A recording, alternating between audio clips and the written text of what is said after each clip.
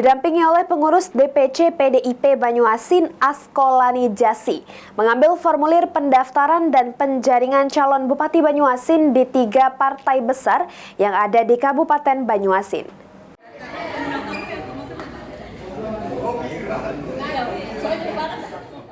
Askolani Jasi telah mengambil formulir pendaftaran dan penjaringan calon Bupati Banyuasin di 3 partai besar yang ada di Kabupaten Banyuasin pada Selasa sore 23 April 2024. Dengan didampingi oleh pengurus DPC PDIP Banyuasin, tempat yang pertama didatangi Bupati Banyuasin periode 2019-2023 itu adalah DPC PDIP Banyuasin.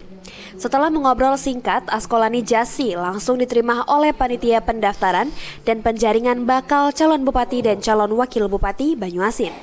Askolani yang juga ketua DPC PDIP Banyuasin ini langsung menerima formulir pendaftaran yang diserahkan oleh Sulayana. Usai mengambil formulir di DPC PDIP Banyuasin, Askolani bergerak ke kantor DPD Partai Golkar Banyuasin dan DPW PAN Banyuasin untuk mengambil formulir pendaftaran bakal calon Bupati Banyuasin. Usai mengambil formulir di 3 kantor partai terbesar di Banyuasin, Askolani mengaku jika dirinya sangat berkomitmen untuk melanjutkan pembangunan di Banyuasin dan dirinya didukung penuh oleh keluarga besarnya untuk maju menjadi Bupati Banyuasin. Partai PDI Perjuangan Kabupaten Banyuasin dan juga keluarga besar saya, kakak saya, adik saya, alhamdulillah hadir semua tadi. Jadi intinya kami juga tahu bahwa kami ini seproyon didukung penuh oleh Partai PDI Perjuangan dan didukung penuh oleh keluarga besar saya.